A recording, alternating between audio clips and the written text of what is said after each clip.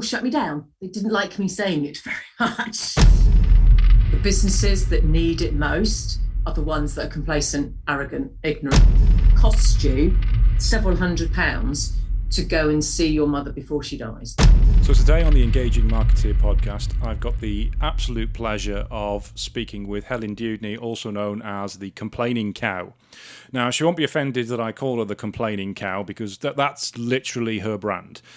She helps people make complaints to companies, and she helps companies form their own complaints procedure to make it easier for their customers and their clients to complain to them. So Helen is very much the sort of person I would love to speak to, love to spend some time with, because I myself, as anybody knows listening to this podcast who has followed my blogs for years, knows that I am a massive complaining, grumpy old git, and it's an absolute pleasure to speak to a professional rather than an amateur like myself. I feel like a bit of a kindred spirit with you because I've done a lot of customer service campaigning and complaining myself over the past. I've even helped out BBC Watchdog when they were doing an investigation into somebody once, providing evidence for them. So what is it that makes you so passionate about complaining, and what is it that's happened that makes you want to ensure that companies provide the sort of customer service that customers deserve? I think, well, it's sort of a long story, because as a child, I complained effectively because it was a matter of principle. It was always, for me, it was a matter of principle, whether I was complaining against not getting paid for writing a letter in Jackie magazine, pound, or whatever it was. It was my pound. You printed my letter, give me my pound. Or whether it was being censored in the school magazine. But it was about the principle of the thing. So for me, it was always about that. And then so I've always sort of kept up to date with consumer law and fought for what was right for friends and family and myself. And I just sort of see out there that people don't know the law, they don't know how to complain, or they get fobbed off. And it just makes me sort of really cross, really, because even in my work, and the last 10 years I've been in this field, but before that I was in children's services, and that was always about fighting for children's rights. So it's always about fighting for what's right for me. That's what's important, really. And then when I started the blog, I just saw that there was a huge gap there, that people needed help, with all the companies that were just fobbing them off, frankly. And what was the catalyst that sparked this? What was it that happened that you thought, right, I'm not having this anymore. I'm going to stand up for this. I'm going to make sure this doesn't happen again. I think when I was about 11, 12, and I wrote to the Jackie magazine that didn't pay me my pound or whatever it was for the letter.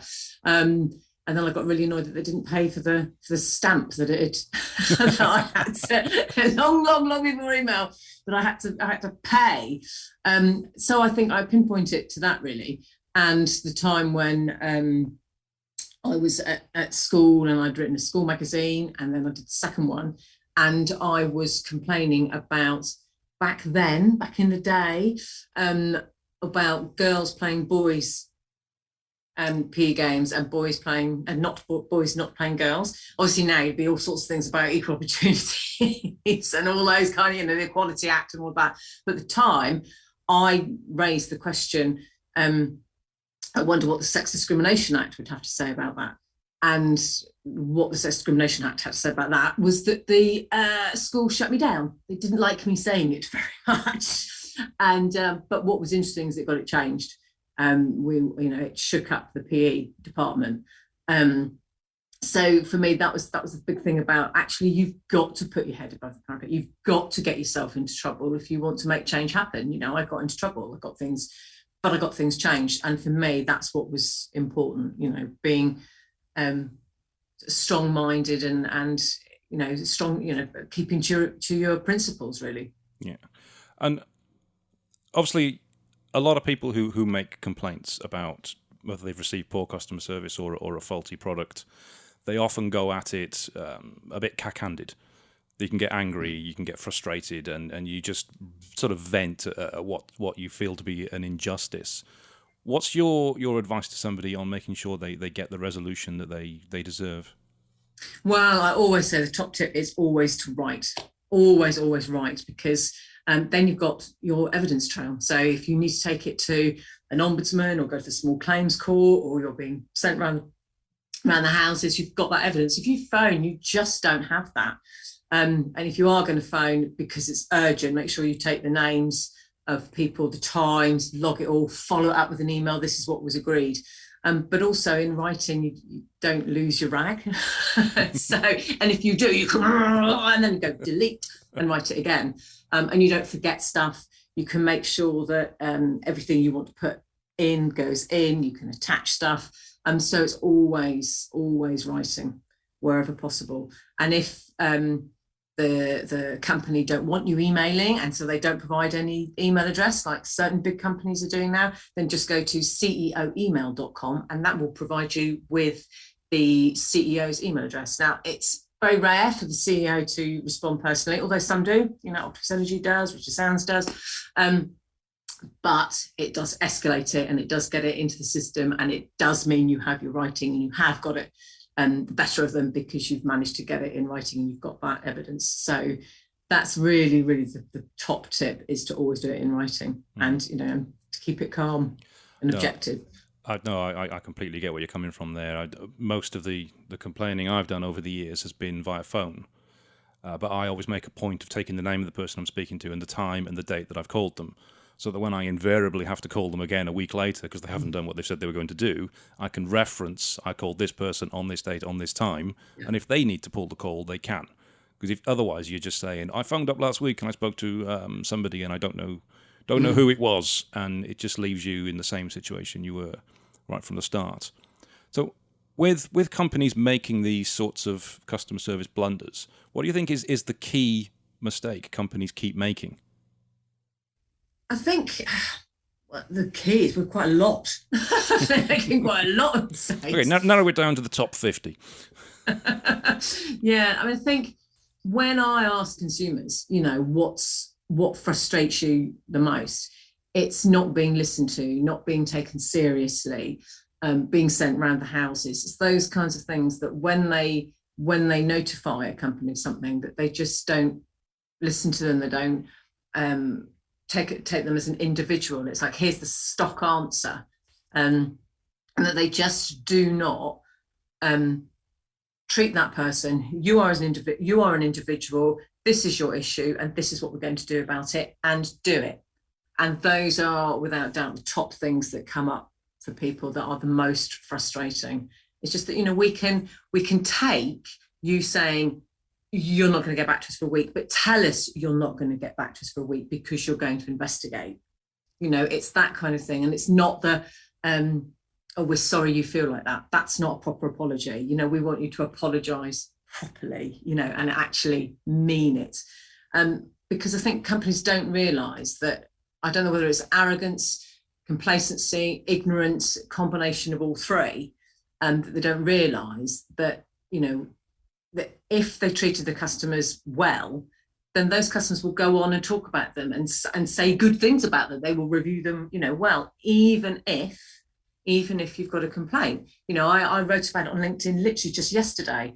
I had a complaint about Addison Lee, and who disturbed me at sort of midnight and had been texting me to say my car that I hadn't ordered was there, and they phoned and all this night, and I emailed the CEO, and it was pushed to the customer service team, and within 24 hours they had got back to me. They asked me for one piece of detail. Within an hour they had investigated the matter, they had apologised, they'd said they were going to talk to the members of staff involved, they'd find out what had gone wrong, and they said, you can have a free trip anywhere within the M25. Now that's how you deal with a complaint, because I then wrote about that on LinkedIn. This is how you deal with a complaint.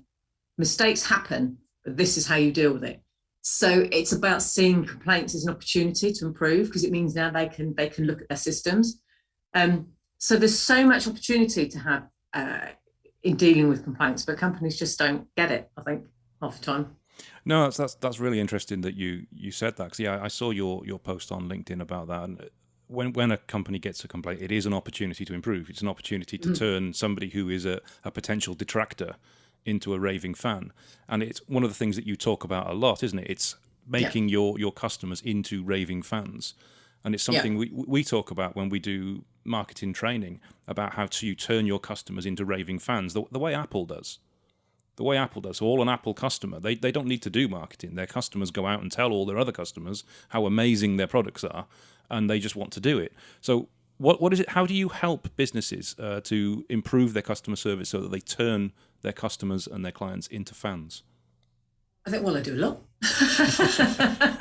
I do a lot in lots of different ways. But I think the fundamental sort of basis to get companies looking at their customers in a different way. And it's about looking at customers as individuals, not saying, oh, I've got 20 customers over here. Now you have 20 people with names and lives, and that some people are vulnerable, and at some point in their life, nearly everybody will have a vulnerability, whether it's a disability, whether it's a bereavement, whether, any of those things, age, whether lots and lots and lots of different vulnerabilities, and actually accommodating that and looking at how, when they get, I don't know, an aggressive email from somebody, actually, is it aggressive, or is it because they're 80 years old and they don't know how to use email very much, well, and actually they're using all capital letters because they don't know, or is their email really difficult to understand because actually they've got a learning disability? Instead of just going, oh, I can't really deal with this one, or I'm going to give them the minimum required here, actually looking at customers in a different way. I think that's quite fundamental. And when I've worked with, for big companies and worked with Lloyds, it really is a change in mindset.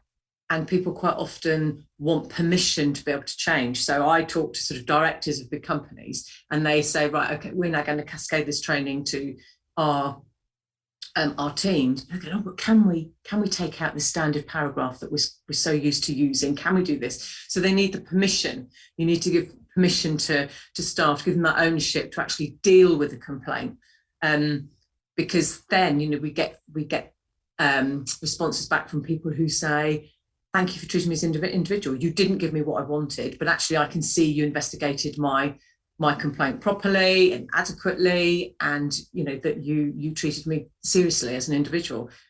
You can't get better than that. You cannot get better than somebody coming back and saying you dealt with my complaint really well when they didn't even get what they wanted. And that's about changing mindset and about how you see customers and how you deal with them. I think for me, that's the fundamental way where you absolutely start, and then everything will come from that. And how open do you see, because you say you work with sort of corporate board level with banks, how open do you find businesses typically are to making these changes to improve their customers' experience? Well, it's an interesting one, because if they come to me, they're already open. They realise that they just want to improve. So they might already be on a journey, and they go, do you know what we want to get better. We want to be continually improving. So that's when they'll come to me. The businesses that need it most are the ones that are complacent, arrogant, ignorant, and don't go to people like me. They just think, oh, we'll just do it all in-house, and we'll just, oh yeah, look at all our customer service. Well, your customer service stinks. But I think if you've got an attitude of, we always want to be improving, we always want to change, we always want to get better, we want to treat our customers well, then the knock-on from that is just naturally that you'll get more sales. That's, I think, is what sort of attracts companies to me. That's how open they are. They're already open because they've come to me.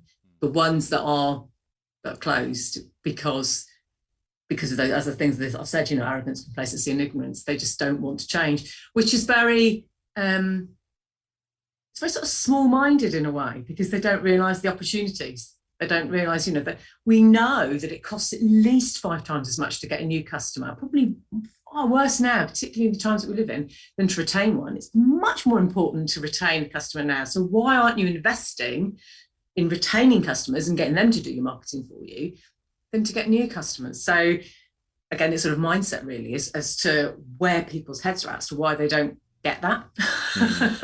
For me, it's obvious. It is, and there's companies that spring to mind that have no interest in customer service during the customer experience. They're great at the beginning, and then when the customer's about to leave, then they leap into action.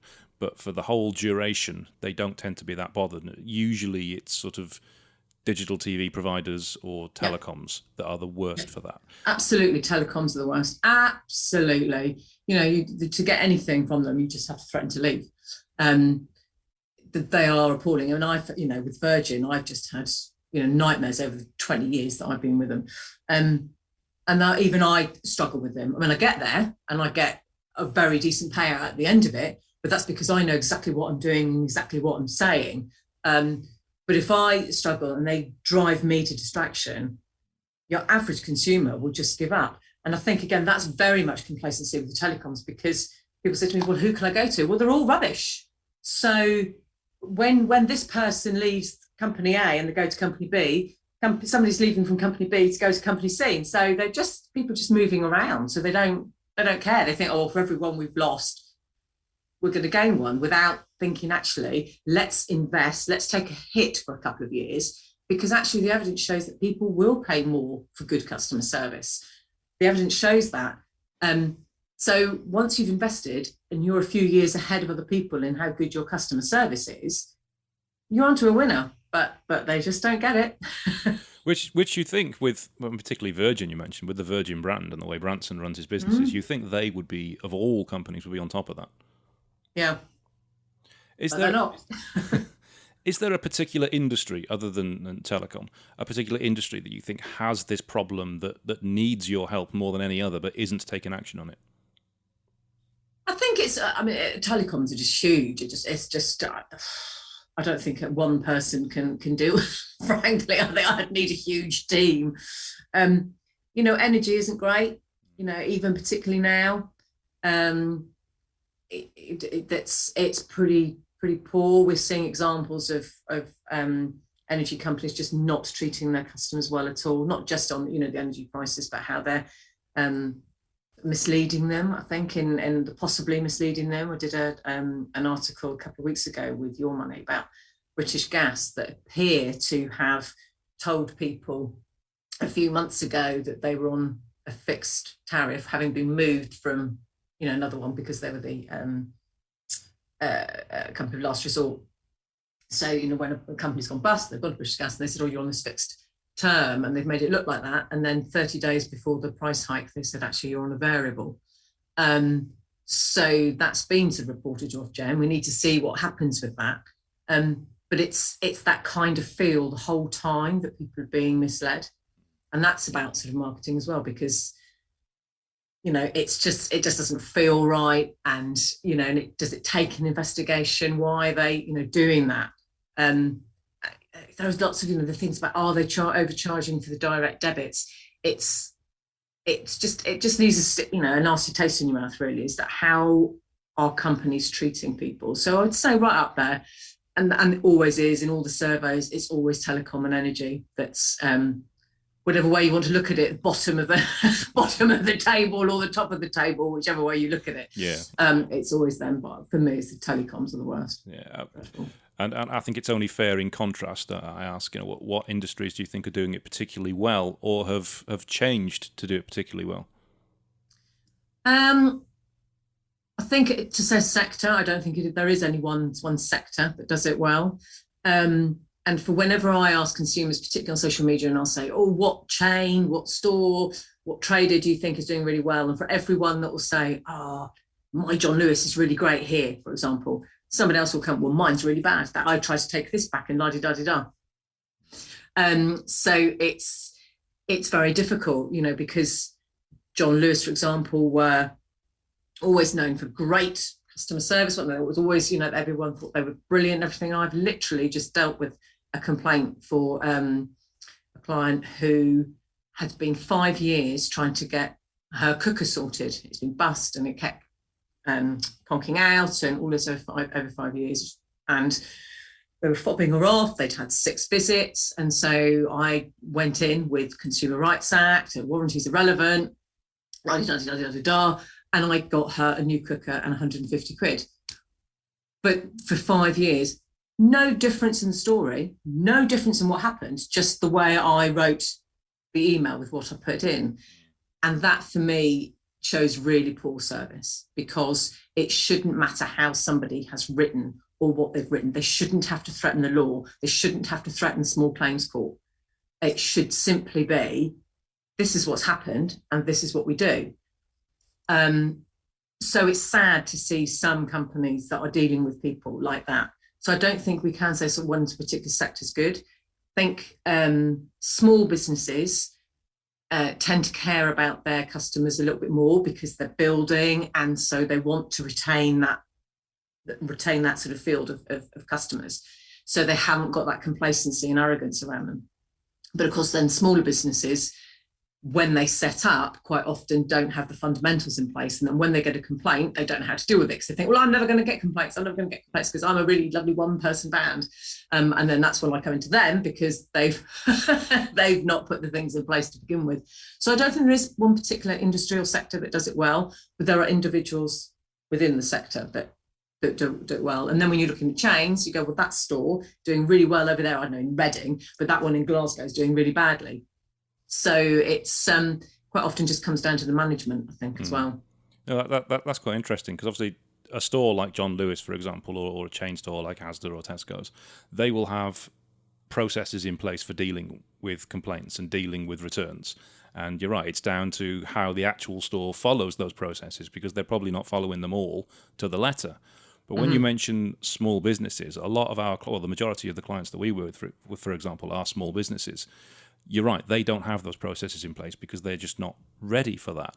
So what can a small business do so that they are prepared for that? What sort of processes can they put in place so that they can retain customers and give customer service and deal with the complaints that they may eventually get? They need to make sure that they're legal, legally compliant, that they've got their terms and conditions sort of correct. You know, I've worked with people who've said no returns. You can't say that. That's illegal. You've got to know your laws. You've got to really know about the Consumer Rights Act 2015. You've got to know that people are allowed to send items back to you. You know, that they can notify you within 14 days and then the next 14 days to send it to you. And those are different regulations. So you need to sort of know about that and get that in place so that when people are going to return something to you, and people will, whether they change their mind, you have to, if it's off site, you have to change it or give a refund. It's up to you whether you pay for the return postage, but if it's faulty or not as described or didn't last a reasonable length of time, then you have to pay for that. It's all those kinds of things that small businesses don't get because they're enjoying the marketing and they're setting up the selling. It's about knowing that. And then also, I think you do really well to actually not sort of promote, but actually put it out there. This is our returns policy. This is how good we are. We really hope you'll be delighted with your purchase. But if you aren't and something goes wrong, this is what happens. Because if you as a consumer, you look on a website and you see two businesses offering the same product or very much the same product, same price. This one says, if something goes wrong, we will do X, Y, and Z to put it right. And this one says nothing about putting something wrong. Which one are you going to have more faith in? You know, so 9 times out of 10, 99 times out of 100, there's not going to be a problem. But if there is a problem, I know you're going to put it right. So, it is about showing people how to complain. And if you want, not if you want them to complain, but if they need to complain, how to do that, how best to do that. You know, where's the email address? Where's the phone number? You know, tell them what you need. You need an account number. You need the order number. Make it easy because people don't know how to complain. So make it easy for them to contact you. And if they give you all the information you need, you'll be able to deal with it much quicker. Because I got told, I know when I met Dave Lewis years ago, who was the group CEO of Tesco, and he said to me, when I took out my book, he said, I wish our customers had this book because it would make our life easier in dealing with complaints, because so often we don't know what people want. When they code it, they haven't ranted us, but they don't tell us what they want. So that's what small businesses can do to make it easier for people. Tell us what you want. Is it a refund? Is it a partial refund? Is it a replacement? You know, make it easy for your customers to contact you, tell you what it is they want, and to complain to you, because it will put you above your competition. No, again, that's really interesting points. I mean, I agree with that completely, because having a returns policy, having a money-back guarantee, having a process for complaining that is visible when people make a purchase or sign up as a client sets you apart from your competitor. It is a differentiating factor, and we've used that ourselves. We do a training package that we have for Facebook advertising. We have a 30-day money-back guarantee, so anybody can just get their money back after 30 days, whether they've done the training or not. And it is a selling point. Most people don't do that. Yep. Because they're happy with what they get. But it is a selling point. And as you say, making it easier for people to complain so they know the process makes it quicker and easier for you.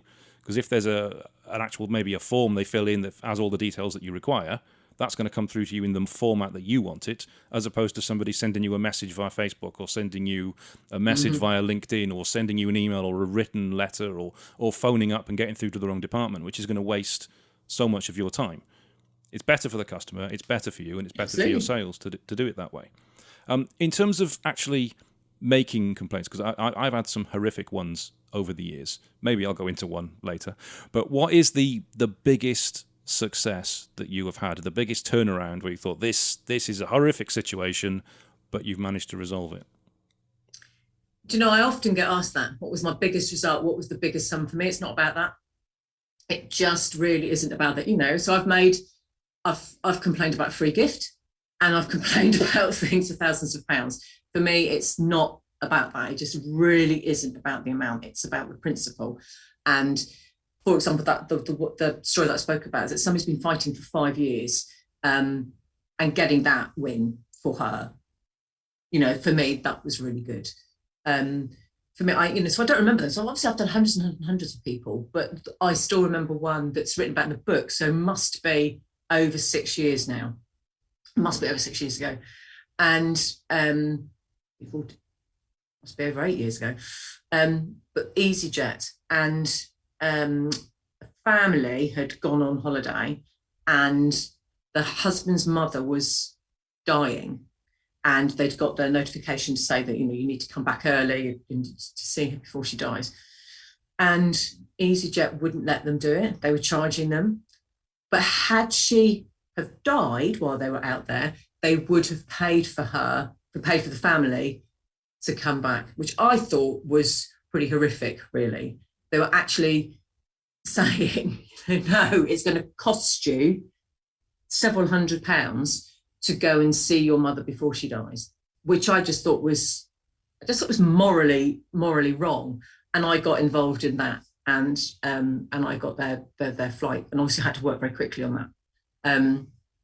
So I got that one. So for me, now, as I say, that was years and years ago, but that one stayed with me because I just thought it was so just morally just awful.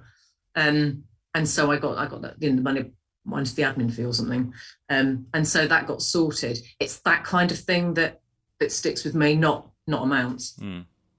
To be honest, it wasn't the amount I was referring to. It was the story. What is the most memorable, rather than what is the most expensive? Because one I've had, for example, was Carphone Warehouse. I don't know if you've had much experience with them over the years. I think I bought 2 mobiles years ago. We're talking like 2006, 2007 from Carphone Warehouse, and realised that we needed to take one back because we could actually have got an upgrade on an existing phone rather than buy the handset outright. And they told us in the store that the 14-day money-back guarantee that was advertised throughout the store did not apply to phones. This is Carphone Warehouse telling you that the money-back guarantee does not apply to phones. And it was my wife at the time took it back to the store in Bristol.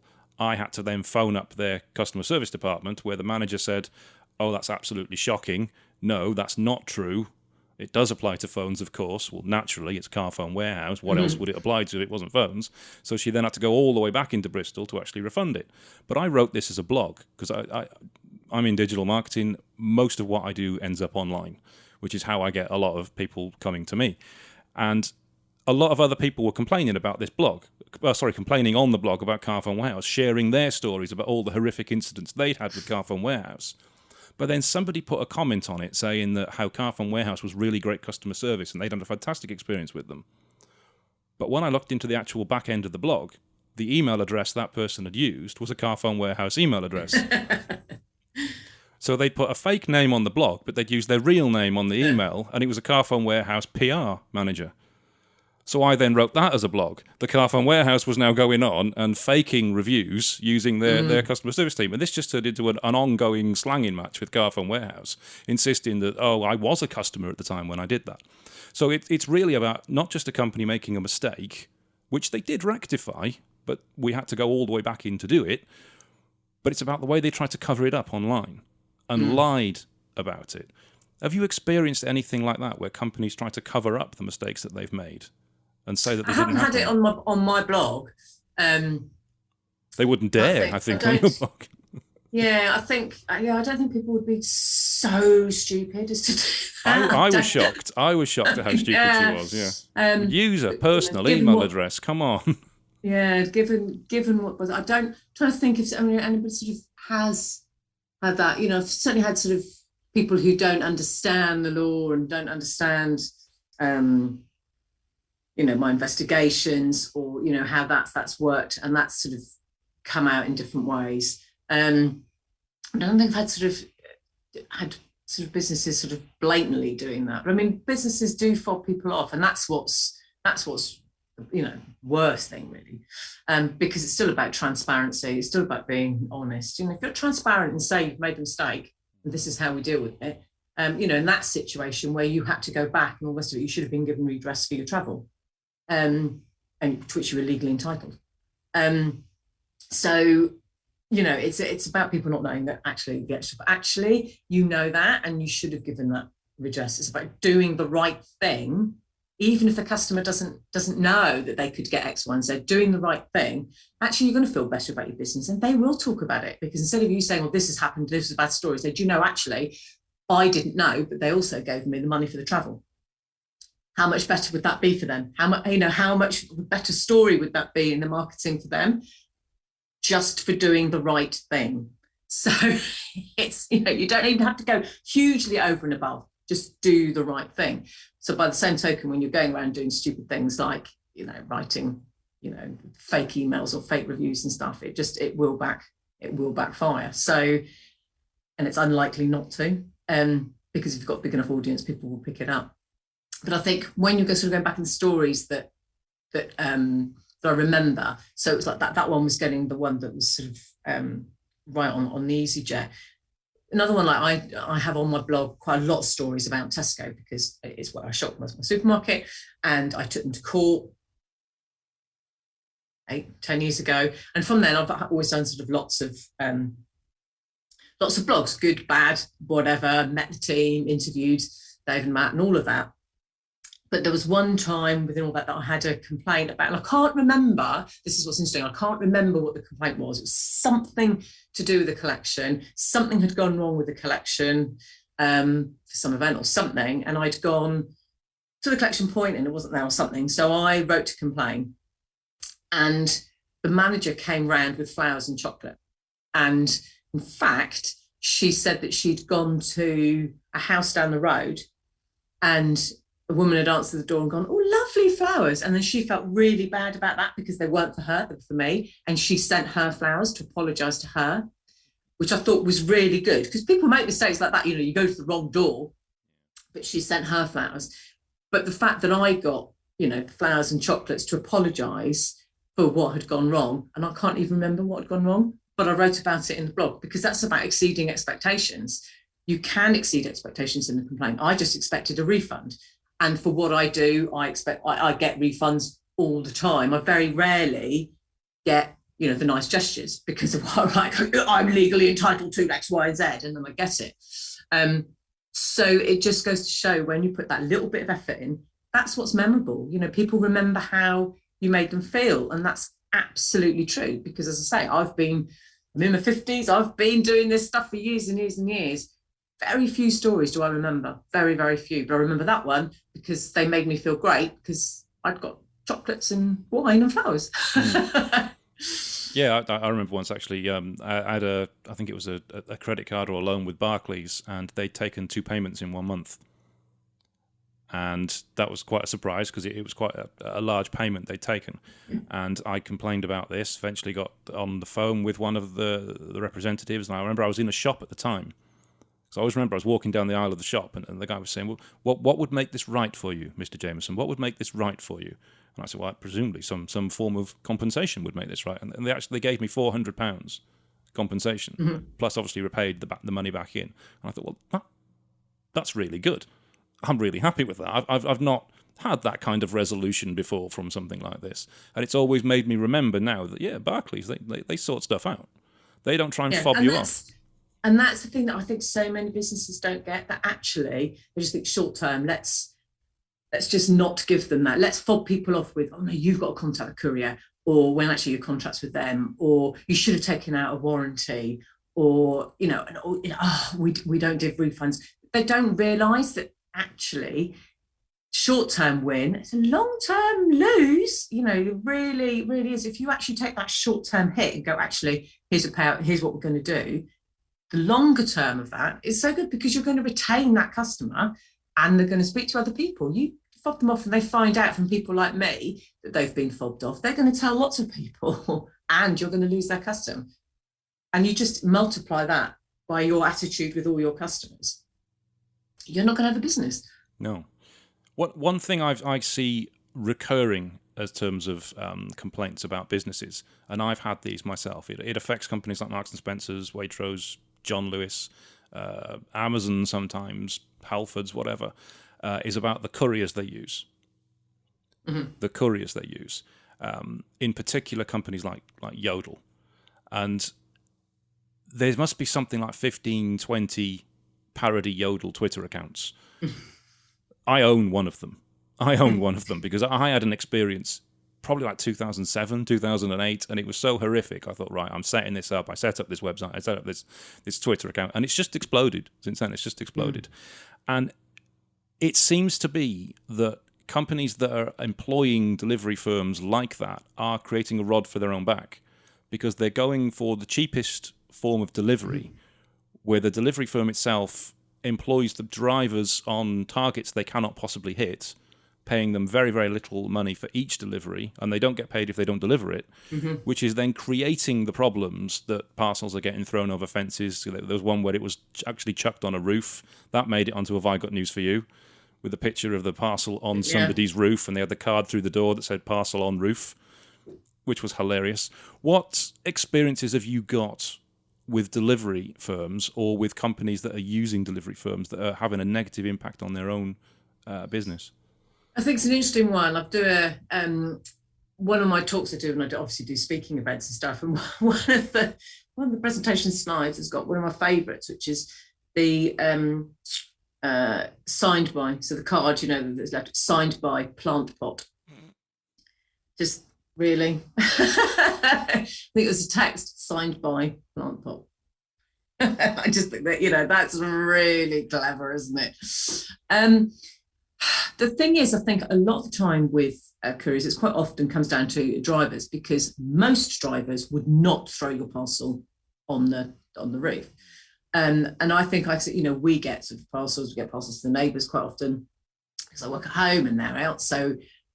But I get to see obviously quite a lot of drivers, and there's one woman, absolutely fine, brilliant, and I can't remember which company she's with, but she does certain shops. And then there are others that clearly they can't keep their staff. It's a different courier every single time. And she's been coming for a few years, but the other companies, they're like, oh, you just get used to one, and they're changing. So they clearly don't pay their staff well.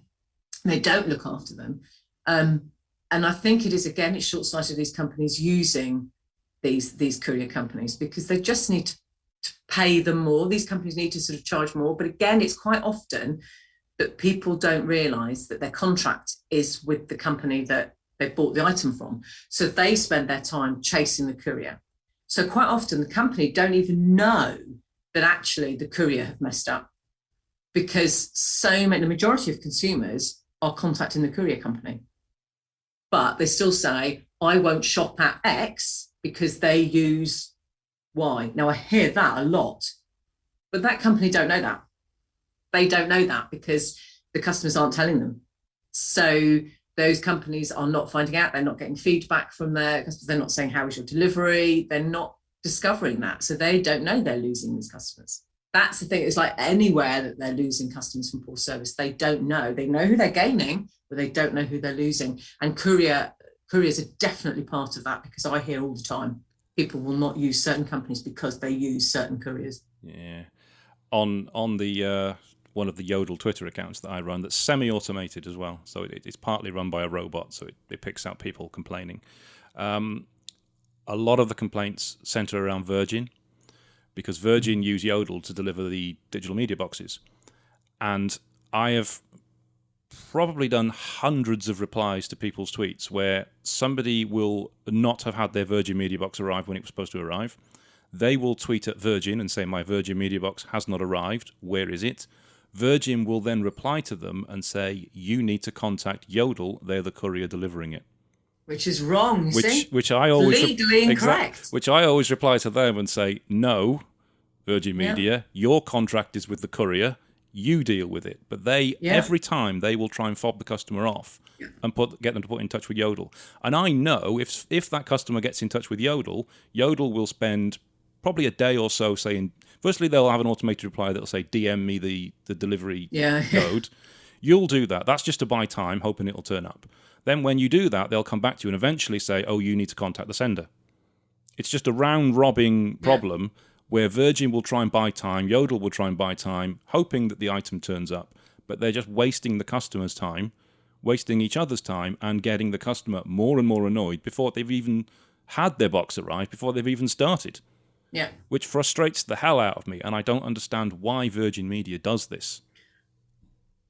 It's what I keep saying, arrogance, complacency, and ignorance.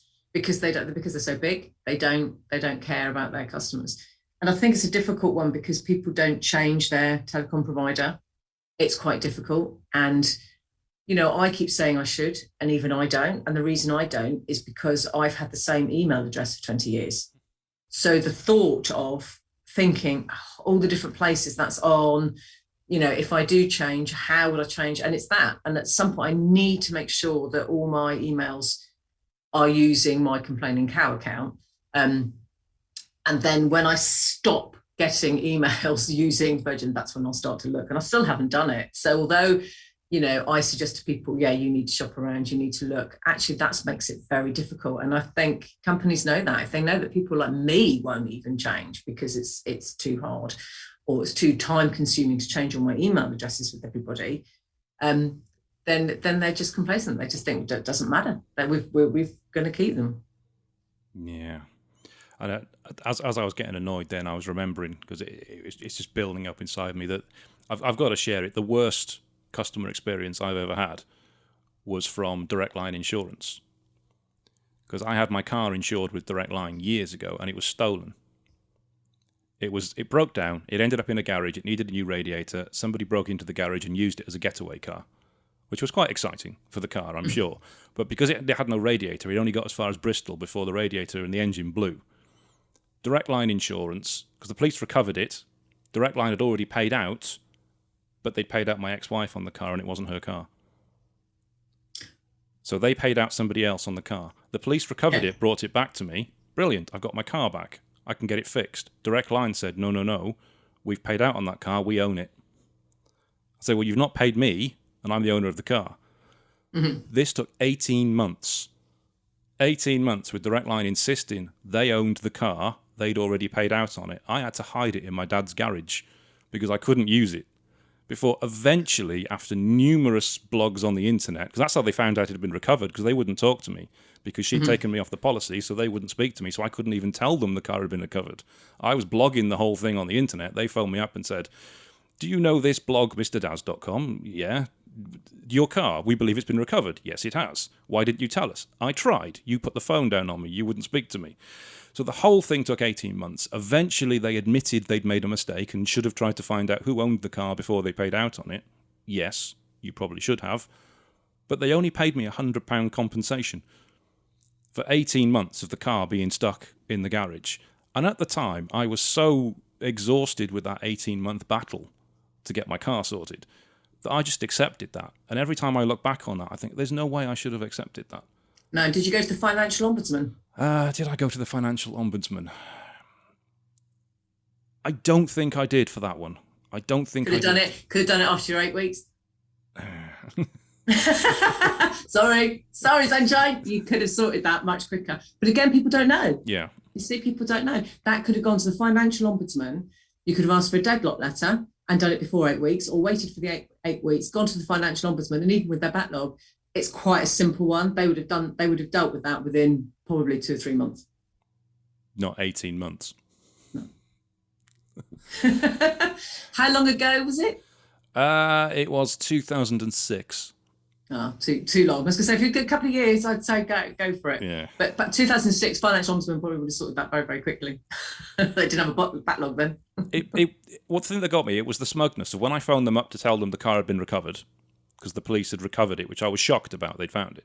I phoned them up, I gave the policy number, and they immediately said, "I'm sorry, we've been told we can't speak to you. I have to terminate this call." And I'm about to say, "Oh, but the car's been beep. What can I do?" And then they were angry I hadn't told them. It's like, you would not speak to me. There was no way I could contact you. Again, that's when it comes down to writing. You've got your evidence. Whether they respond to you or not is another matter. If they don't respond to you, that is evidence in itself. So that when you go to the financial ombudsman, you say, "I wrote this letter, and I wrote this letter, and I wrote this, and I didn't get a response to any of them." That goes against them. You know, putting that in front of an ombudsman, when you have phone calls, it just... And unless you record the phone calls, which I do have. That's a different case. I still wouldn't advise doing that, because they can ask permission for you to whether they can use it for training and stuff. Whether you can use that in court or whether you can use that in ombudsman, it's up to them whether they decide it's admissible or not. So you can record it for your own private use. So if you want to remember things, you can say you said this, this, and this, but actually as evidence, you may not be able to use it in court. You may not be able to use it at an ombudsman. So it's still writing. Yeah, I've looked into that quite extensively. I think it's the Ripper Act of 2000 on call recording. So if you record your own calls, you are legally allowed to do so without telling the other party that you're doing it, but you're not allowed to use it. You can't use it in court. You can't even play it for somebody else. You can't play it for your husband, your wife, your mother. Nobody else is allowed to hear that recording. When I tried to get some real clarity on this, the Ministry of Justice and Ofcom and all that, it was still quite woolly. It was still, you may or may not be able to use it in court. And at the end of the day, you want your evidence that you may need to use in court or with an ombudsman. So you just got to do it in writing. Something like that, there's no need to phone. There's no urgency. No. There is a slight grey area with the phone calls on if it's in the public interest. That's right. But whether it's when it's a case for you and you've just got one individual case like that, they could probably say. And so that's what I'm saying about it's down to the magistrate, judge, whatever, who might just go, it's not admissible, and you take that risk. You don't take any risk with writing. No, I agree with that. Yeah, because I've never recorded calls with the idea that they're going to be admissible. I know I can't use them for proof. I tend to use them for journalistic reasons, is what I call it. So I've had calls with people who've made ridiculous admissions and blunders, and I have used them as audio recordings on websites. And I've had arguments with solicitors about this, and I enjoy doing that because I think it's fun. But it's never come back on me. I've always got away with it so far. It may not continue. But yeah, so call recordings, you can't use them legally, from my understanding. And America's got similar rules that are different in different states as well. I always like the... I don't think we don't start on America. No, I'm not going to bring up... No. And people ask me, it's difficult enough keeping up with the UK laws. Yeah, anybody from America, do not take that as advice. But in the UK, you can record your calls, but you probably cannot use them for any purpose. It's just for your own record. Yeah, but as you say, a letter, you can evidence that you sent it. An email, you can evidence that you sent it. Okay, so in summary then, Helen, if somebody wants your advice to work with you, whether that's... to make a complaint on their behalf or to advise them about that, or as a company that wants you to come in and speak to them about how they can better their own customer service, what are the best ways they can get in touch with you, and what sort of things can you do for them? Well, the best place is my website, so thecomplainingcow.co.uk, and that's split into business and consumers. So consumers can find lots of free advice there, lots and lots of free information about how to complain effectively and your consumer rights and stories. The books are there. There's some templates to buy and download if you want an instant instant action. I mean, there's templates in the books, but if you want to do something now, there's templates there. And there's a link to my merchandise, where I sell products with the Complaining Cow on it. So that's where consumers can get a hold of me, and also on Twitter at Complaining Cow, and on Facebook, the Complaining Cow, Instagram, the Complaining Cow. I tend not to do much consumer stuff on there, although I do some. I just tend to do a rant a day. I do my rant just to stop my head exploding. So that's a bit of fun on Instagram. And obviously I'm on LinkedIn. So for businesses, they go through businesses, they'll see lots of testimonials. They'll see that I do power hours and workshops. There's a training for corporate, and there's what's the word I'm looking for? Individual workshops and consultancy, mystery shopping, and all those kinds of things, so that companies can just get in contact with me, email me, and ask me more about what I do, what their issues are. I tend to do quite a lot on vulnerable customers and treating people as individuals, how to prevent complaints, how to deal with them, how to exceed expectations. So that can be anything from a small, power hour to get small businesses, thinking in a different way or dealing with issues just for an hour for £99. Right up to the expensive corporate packages. So that's all there on the website. Just don't think there's anything else. But yes, and so all the testimonials are there from companies that I've worked with, and all my media stuff is on both sides. Okay, and that's for not just business to consumer, that's for business to business as well, isn't it? Because a lot of our clients are, say, professional services, a lot of accountants and architects and financial advisors, that kind of thing. And you can work with them and help them as well. Yeah, I do. I mean, it tends to be more, it tends to be more companies that are doing B2C and selling one-to-many. Because I think if you're doing sort of one-to-one service, it's quite different. It's a different kind of thing. It's a different kind of service that you offer. Whereas if you're selling lots of products, or you're selling lots of services, it is slightly different, and laws are different, obviously, for working B2B. If you're selling some of those products or services, you're not bound by so many laws, but you're still bound by contract law, obviously. So yeah, I do, but it tends to be the bigger projects and big work. It tends to be more the B2C and one-to-many, really. Okay, fantastic. Thank you very much for doing this podcast interview, Helen. It's been an absolute pleasure speaking to you. And and you, thank you for having me. I've loved talking to somebody who's complained more than I have, which is very, very, very rare for me, or it's unheard of, in fact. So thank you very much, and I appreciate you being on here today. You're very welcome. Thank you.